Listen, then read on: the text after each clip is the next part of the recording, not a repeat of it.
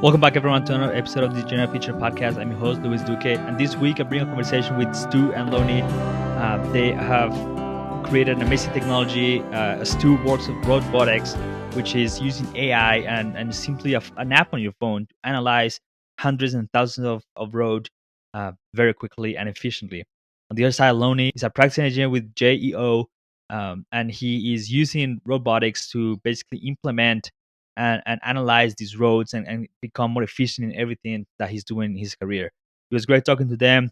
We touched about kind of the technology by itself, how the AI can analyze the road and some of the technology that goes behind it and how efficient it is in terms of comparing it with traditional methods like uh, using a van with technology and everything.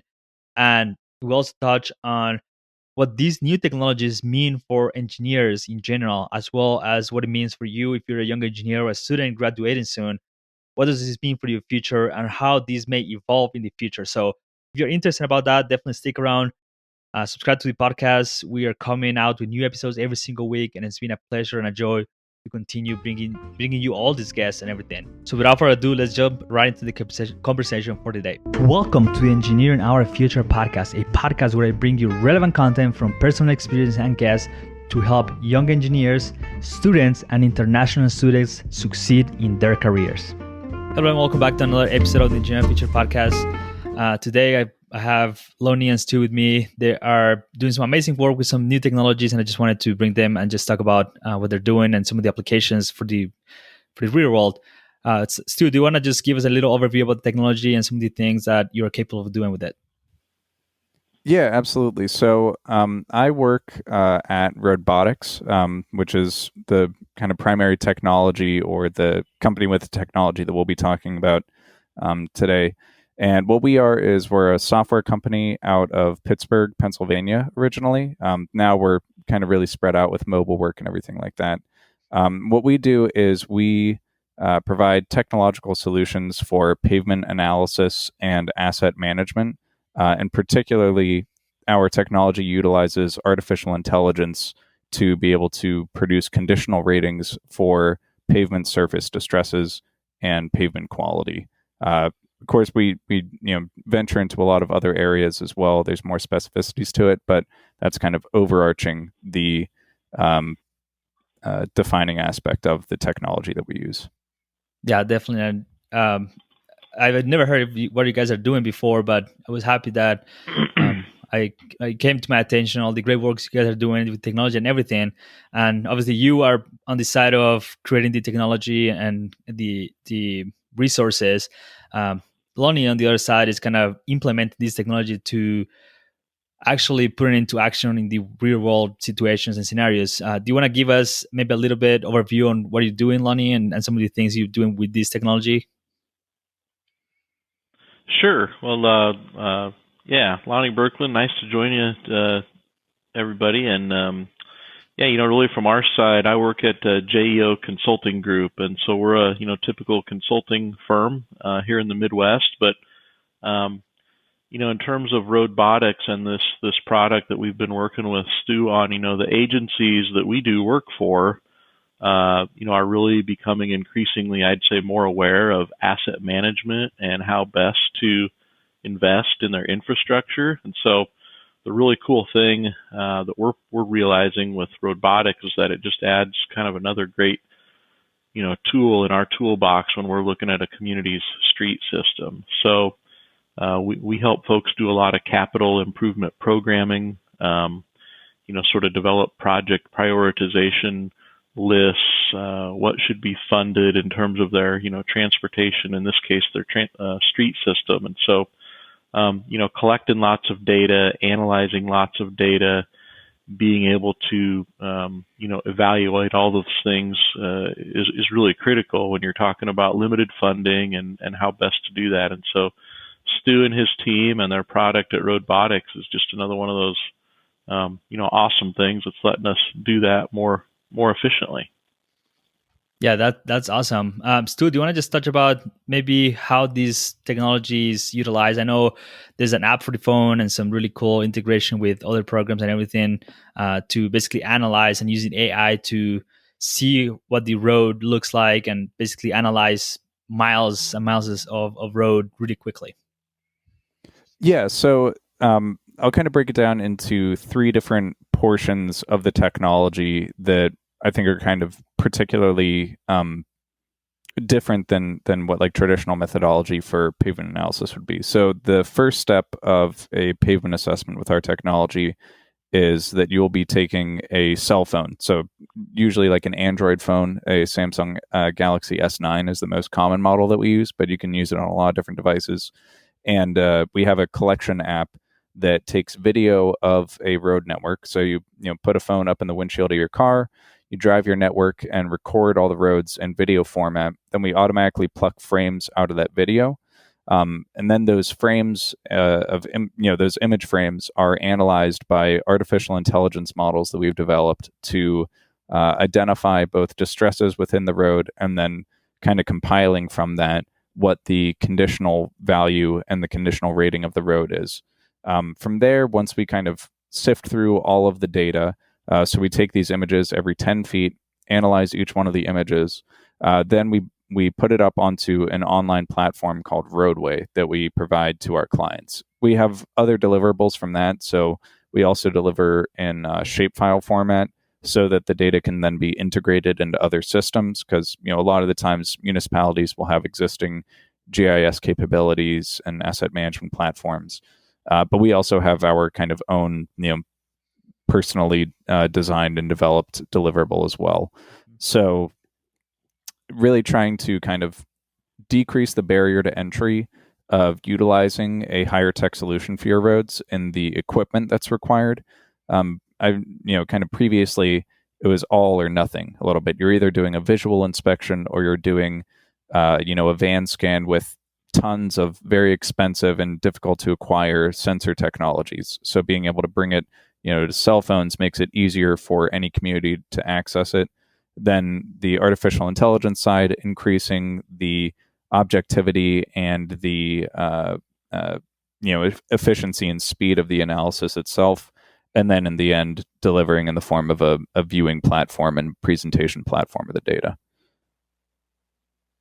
Yeah, that's really interesting, and I've seen kind of many implementations of kind of AI and just remote inspection. I did my research on the inspection of bridges and drones, and there was just a lot of technology and a lot of kind of scanning technology with the drones for like bridges, roads, basically anything. And I'm kind of curious from Lonnie side, from the industry side, what have been some of the benefits of using, in this case, robotics to maybe speed up the process that otherwise would have taken probably hours, if not days, as well as to analyze the data and how that can be implemented in maybe large scale projects? Yeah, so I think a couple main points. There's, in terms of traditional ways of looking at pavement conditions, and it varies obviously by agency size and number of lane miles of streets. But we've had clients and folks, and I used to do that on the public sector side, where you're visually driving yourself. You're doing inspections and taking lots of notes and lots of hard copy paper tracking, and we all know how fun that is when you have things on the dash of your vehicle and in binders, and so a lot of good data, but again, some of it is sort of personal opinion and experience based for those engineers in the field doing that. Some of the other ways that folks are doing things on a large scale is with the typical data collection vans with their high resolution cameras, and they're getting all of that detailed imagery and things, but it's a fairly lengthy process. You're scheduling a specific vendor and a certain time window to do all that. And so I think the thing that we see with RoadBotics is that it's very efficient, it's repeatable, it's defensible, and it kind of helps stand up a long-term program. So it's all about creating a baseline of those street conditions, and when you can have folks use something as simple as a cell phone to jump in a vehicle and take the time to still go do that and collect that data, and have Stew's folks and them analyzing that on the back end. It's just it's a much more overall efficient process, and I think more convenient, I would say, in terms of scheduling and just the workflow as well. Yeah, I think using the phone is pretty clever just because it's, I mean, anyone can use it and it's just really simple to just conduct these kind of inspections really fast and everything. What are some of your clients saying about the results and maybe some of the deliverables you are giving to them once you do the analysis, and maybe give us a little insight into what the post processing as well as deliverables look like for these kind of projects? Yeah, and I'll let Stu follow up because they've got a broader experience probably of just some of those than even the snippets of the work we've just been getting started on and a few that we've done. But I would say by and large, I mean, we have a really great group of some in-house GIS staff too, and whether it's the client side or our own internal folks, we've just been really impressed at sort of the outputs and the reporting. Everything's pretty nimble. We're definitely in a world now of electronic documentation and PDFs and good-looking graphics on screen and things, point and click and look at results. And so I think that's been the probably the biggest advantage as well too. Is we're sort of continuing in everything that we do to get out of this clunky world of printing reports and things like that. It's online, it's on mobile devices, it's dynamic, and so that's probably the biggest plus. I don't know, Stu, if you have other things to add from a other client perspective. Yeah. So I would say that, of course, there's kind of two different levels of the deliverable. There's what we're giving to our engineering partners, and then there's some clients that we work with directly, where there isn't a consulting firm. Community is just getting data raw and then working on it within their public works department itself. So within delivering to a consulting firm, what I personally really like about it is that it isn't attempting to replace the expertise of people like Lonnie. We're a data provider that's able to tell a community what the status of their roads are, but we don't necessarily make prescriptive recommendations. We aren't, doing an analysis and then going to them and saying, okay, you're going to do 5 miles of crack seal, you're going to mill and repave this area. We're able to more efficiently and, utilizing technology produce these results, but then you can kind of do with them what you will. So with the consulting firms, it's giving them the information that they need to make those decisions. And what I've seen a lot is that, a lot of the traditional methodologies like Lonnie was talking about, where you're going out and you're, taking a bunch of these notes and things like that, what it's doing is that it's freeing up the time of people that are trained to make those decisions so that it isn't a 3-week long data collection effort. It's a few days long, and then their time is freed up to do that really important, maintenance recommendation and managing of the network itself with, it essentially opens up the schedule of the people with the knowledge to make those decisions. And then if there would be one thing that I would kind of underscore on the public side, on the public works departments that we're delivering the data to, one of the biggest things about it is that it leads to a much easier understanding of the needs of a road network. That's one of the really common things that I've heard talking with public works directors and things like that, is that, a lot of the times the difficulties that they have and the pushback that they'll get is around why they're paving certain areas, why their budgetary needs are what they are, why is one section of the city getting money for their paving more than the other one whenever they all have potholes and stuff like that. And it's a very easy way to present that data, and it's presented in a very digestible way. Like, for example, I'm not a pavement engineer. I'm in partner relationships and business development, but I can look at a network, and it's a lot easier to understand what the needs of that network are than if you're looking at, a huge spreadsheet with all the different segment values on them.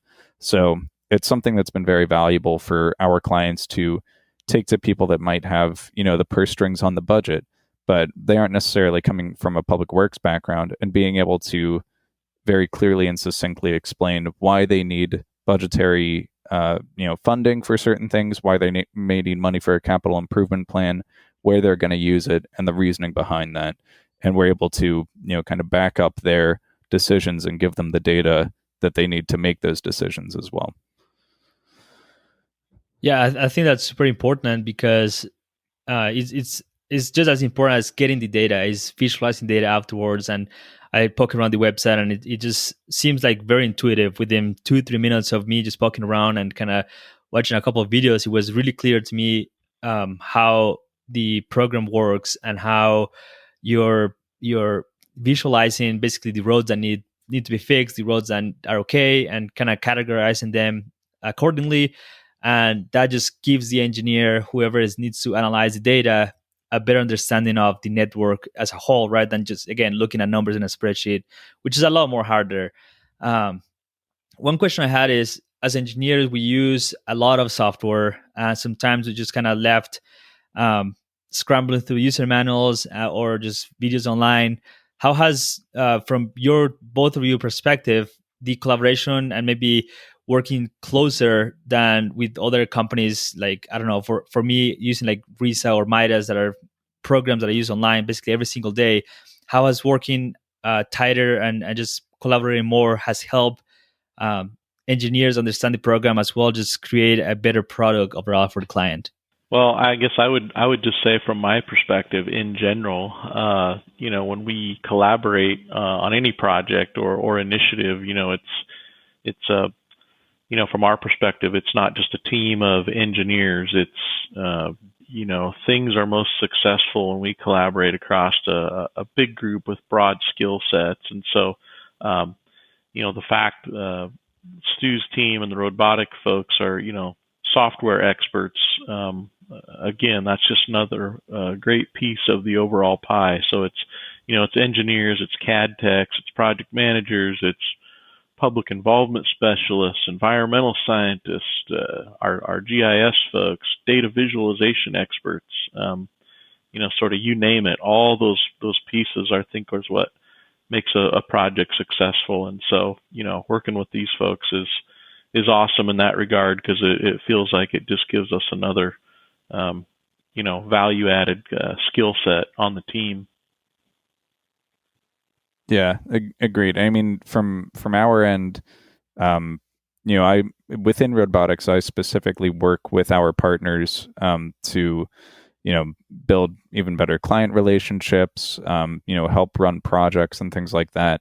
And while working directly with communities is always fantastic, being able to get them really good data, I think that our technology takes on its best form within the course of a project when working with one of our engineering partners. Because, like I was talking about, we're really good at creating these platforms and operating the technology needed to get this data. We can get the information to the right people.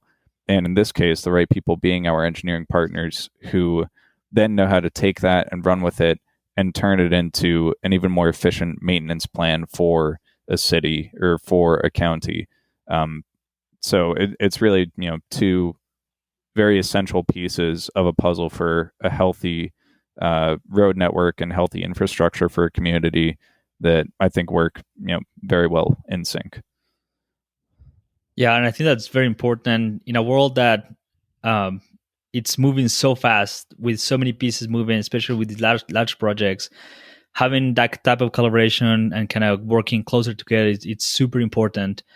How do you see your technology kind of evolving in the near future? And maybe just touch on what's the benefit of, as engineers, using these kind of like new technologies, knowing that it's going to make our work a lot easier and be able to just give a better product for our clients. Yeah, so I mean, for one thing, a benefit of kind of the separation of engineers don't have to worry about the technological development of their tools or anything like that. We're a very specialized company that's specifically working on creating more things like this. So product development, is a constant ongoing process with what we're doing, figuring out how to apply artificial intelligence to new areas of a road maintenance project and things like that. One of the big focuses for us currently is expanding out to other types of assets. I think within public works, of course, roads are almost always going to be the primary focus. It's usually the most valuable asset that a city can own is their street network. But there's a lot of other things that are usually tied very closely to these projects, whether it's drainage, whether it's signage or other road adjacent assets. Working on creating platforms to help handle those and aid in the data collection there as well. Because I think in the end, one of the things that ties a lot of the different threads of our product development together is whenever somebody has to be sent out in the field for something that isn't fixing a problem directly, we want to try and make that time as efficient as possible and get as much valuable information as possible for essentially a reasonable amount of money and effort. You don't want to have to break the bank to know what condition your roads are in, and you also don't want to have to spend a month getting the information either. So if we can take that piece and make it easier for the people that have to do it, then it means that they are able to apply their expertise more efficiently. We try and take the really difficult things and make them not as difficult for the people that can spend their time better. Yeah, that's great. What about on your side, Lonnie? How are you seeing this technology help kind of your work, and where do you see kind of this partnership going, as well as maybe new technologies that could be a potential use kind of in the near future? Well, in terms of RoadBotics, I think it's exciting, just the fact that there's it seems like there's never enough roads funding. Things are competitive. Obviously, lots of public agencies, state agencies, cities, counties, you name it. They're all typically trying to really prioritize what are we going to get done year to year, and things happen. Here in the Midwest, we have lots of fun snow that then results in a mammoth pothole season that we're sort of in right now. For anybody that's, I guess, will be listening in the Midwest area, but yeah, so it's great from that standpoint to just have another tool to be efficient and to gather and analyze all that data. I think in terms of sort of emerging technologies in general, and your question about just continuing to incorporate technology in our engineering industry, it's I don't really think we have a choice. I mean, the broader world around us is changing so fast, and there's new technology and new, applications, hardware and software, every week, every day. It almost feels like now almost every hour and minute. But so, things that are incorporating now into our consulting world or to a public agency world on the engineering side are have been super helpful. I think back over this last year of just all the project visualization, the rendering type work we've done, the virtual town hall, public meetings, this kind of format of being online, obviously this year has been a big deal. But my department of traffic and technology, we're working on a lot of things with deployment of the newer vehicle to infrastructure, communications networks, things like that. The traffic signal market is always hopping in terms of new technology, the performance measures and how best to, tweak all of that fun stuff. Make more green lights instead of red lights. It's always important to folks when they're commuting every day. So lots of field data collection on mobile devices. That's a big thing, for our survey and construction folks. So project status now is up on, live real-time dashboards and things for clients. So just I think in general, all of that, all of that has been made possible with technology and sort of our industry, grabbing onto that and being accepting of that. So it's exciting. Things are changing a lot, and if we're sitting down having this conversation 5 years from now, we're probably talking about a whole host of new crazy things. So it's exciting. Yeah, I graduated from school in 2017, and around 2015, 2016 is where all these drones kind of started emerging, and they would start to be used for inspection, for agriculture, for all sorts of uses. And that seems like it was 10 years ago right now. Like there is so much Right. new technology, some like the drones have gotten so much better, and it's just crazy to think that was just 4 or 5 years ago. So I can imagine what 4 or 5 years into the future will look like. Um, a question I have for you, Lonnie, is as young engineers, when I graduated from school, I thought engineers will only work on your, like buildings or bridges or roads, just kind of these more standard jobs, if you will. I never imagined civil engineers having so much technology at the disposal and using so many technologies to analyze so many things, and just so many different career opportunities.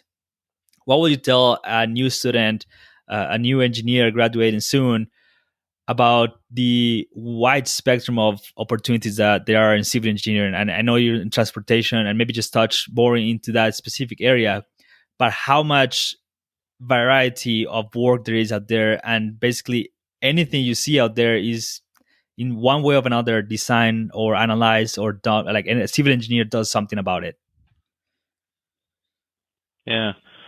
No, it's a great topic. I could talk for 10 hours on that, and I won't do that to bore everybody. But yeah, youngsters that are coming out of college now, I think it's interesting. We've got student interns that are working for us, and I was having a conversation with one of them the other day, and he said, Lonnie, I'm sitting in a class now where they're actually teaching us how to do fiber optic splice diagrams. Mhm. I was like, wow, that's awesome, because that's something that I learned at the age of 30 or something, when I started doing all this ITS and technology work. And I'm like, so that's something that's already changed from the time I was in college. They're talking about how to splice fibers together, and blue and orange buffer tube, and what's connected to what, right? All these field devices that need communications infrastructure. So it was neat to have that conversation with him. But if you're getting out of college now, or you're in college and you're looking at career path, I mean, obviously I've been in a, transportation and a traffic engineering slant for the 20 or 25 years I've been doing this. But I would say, just get lots of exposure. Don't be afraid to, hop in and help out on any wild, varied project type. That's really how you learn and kind of stretch, as you're going through your career. Not that you just constantly want to say yes and get pulled in 1,000 directions, but I think for me that's really led to a really wide variety. I've been blessed to work on projects really East Coast to West Coast and in between, and worked for a couple, 2-3 different consulting firms. I've worked for a public agency, and just getting that broad exposure is I think really important. You learn a lot. You learn a lot about sort of side industries and with contractors and vendors, and yeah, just being able to communicate, talk with folks, and learn their perspectives on things a little bit too is important. But yeah, there's a ton of opportunity. I mean, we're always looking for people to hire. There are never enough engineers out there. Job security is fantastic. So if anybody's tuning in and wondering about, boy, if I want to become a traffic engineer someday, is there jobs for that? I would tell you absolutely there is, and there will be for decades, because we need a lot of help with infrastructure in this country, and there's not enough talented folks to go around to help out in that regard. So Yeah, at the time of this recording, the infrastructure car from ASC just came out, and obviously there is still a lot of work. There's a huge backlog in terms of transportation and just basically every other part of civil engineering. So there will be a lot of work in the future for us civil engineers. Stu, what about from your side? What would you tell a student, an engineer that is kind of coming out and seeing all these new technologies and seeing all these new tools and just things that they can use and practice with and everything, and how that can maybe make them a little better engineer and just kind of get them ahead of the curve? Yeah. This is interesting to answer, considering I'm not an engineer. So it feels almost odd to be talking to engineering students who probably know more about it than me. But I think if anything, the existence of RoadBotics and the work that we're doing does kind of underscore what Lonnie was talking about in a slightly different way. Not only will there always be a need for engineers, but also it's a very dynamic field. I think kind of like what you were touching on, Luis, where you're in engineering school and you're studying for this field and you kind of expect it to be a certain thing. You know what it's going to be. You're going to be looking at certain graphs and diagrams and following traditional methodology for these things, but it is always changing.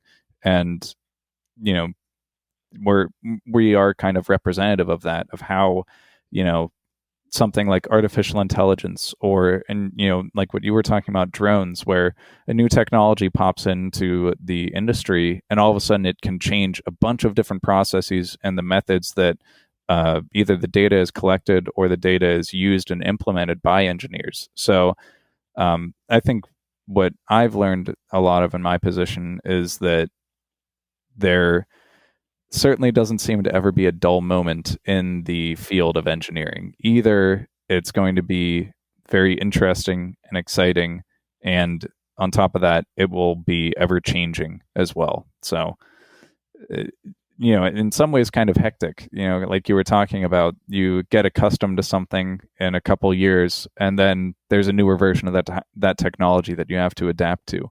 But I think that in a lot of ways, that is more exciting than anything else. Yeah, absolutely. I just want to say thank you for coming to the podcast. Your work is amazing. There's a lot of great technology out there also. And just knowing that there is so many new tools, so many new technologies coming and helping engineers make our work easier and make our careers easier is always exciting. And I'm all in favor of just continue evolving this technology and everything. I just have one last question for both of you, and that's how can we continue engineering our future? And we can start with you, Lonnie. Wow, how can we continue engineering our future? I think keep on doing what we've been doing. Be open to new ideas, and like I mentioned, just no fear. I guess that's what I would say. No fear of the unknown. Things are changing, so just get ready for that ride, because it's a little bit unpredictable.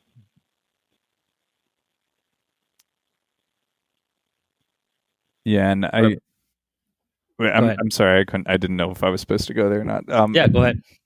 I would say on my end, very similarly, always being willing to try and experiment with new things and new technologies on a functional level. I would say probably the best way to keep engineering the future would be to increase infrastructure spending.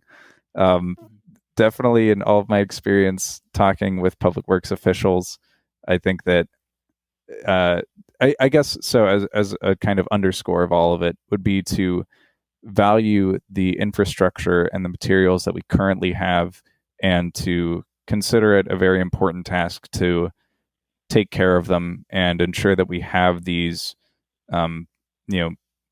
material benefits to the world for people that come after us as well. Caring about infrastructure and engineering it is a very important task, and it's not one to take lightly. Yeah, that's absolutely true. And valuing kind of what we have and just always working towards improving society and everything is super important. Again, I just want to say thank you for your time. Thank you for sharing all your knowledge. It's been a lot of fun. I still have a bunch more questions, but we kind of run out of time. And I just want to ask you, where can people reach out to you, connect, and just find more information about what you're doing still with RoadBotics, and what are you doing with your career, Lonnie? So if you want to find more information about RoadBotics, the easiest way to do that would be go to roadbotics.com. We have a lot of different events always going on. We run many different webinars. We have a lot of different informational material that you can access via the website, as well as seeing the roadway platform and getting to play around with some of our data in a demo form. So I definitely recommend going there. Yeah, in terms of me, if people want to reach out, jeoconsulting.com is our website. But if they want to talk more specifics with transportation or traffic and technology, sure shoot me a an email, which would be on there. I'm on LinkedIn, so just search for Lonnie Berkland. And yeah, I'm happy to chat with folks. So more the merrier. Absolutely. We'll link everything on the show notes and everything so people can find it easy. Yeah. Again, thank you so much for coming to the podcast. And thanks for sharing everything. Okay. Absolutely. Thank you for having us. Yeah, thanks. Thank you everyone for coming back to this episode. It was a pleasure talking with Stew and Lonnie. They are doing some amazing work in engineering, new technology. It's always fascinating to me to find new technologies in our profession. As someone that did the research in inspection of bridges and drones, kind of touching a little bit on that technology early on, seeing how that has evolved to right now, and seeing how many new technologies and many new ways of doing engineering we have out there. It's just fascinating to me, as well as just the different career opportunities for students and engineers that are graduating right now, as well as just in general how broad civil engineering is and how exciting our profession is in general. I want to thank you again for coming back to this episode. Make sure you subscribe, rate and review the show on Apple Podcasts. It really helps get the word out there. It really helps find new people, find new engineers. Having weekly episodes has been an amazing experience. We've been able to grow the podcast to 60, 70 average listeners, which has been amazing. And just finding new people, getting messages from all of you saying that you are enjoying the podcast, you have been sharing, and everything has been a fantastic feedback and everything. And it just makes me excited for what's coming in the future. If you have not subscribed to the newsletter, I really encourage you to go to luisfelipeduque.com/newsletter. I've been sharing some behind the scenes about the podcast, some things I've been learning, and some things I've been just exploring as I'm just growing the profession, and just some of the tools as well as that I use, just sharing everything on the newsletter. Hopefully, if you are subscribed, you're finding a lot of value out of it. And if you're not, just give it a try, and I'm sure you won't be disappointed. Thanks so much, Zach Winters, for the music. I'll talk to you in the next one, but for now, let's continue engineering our future.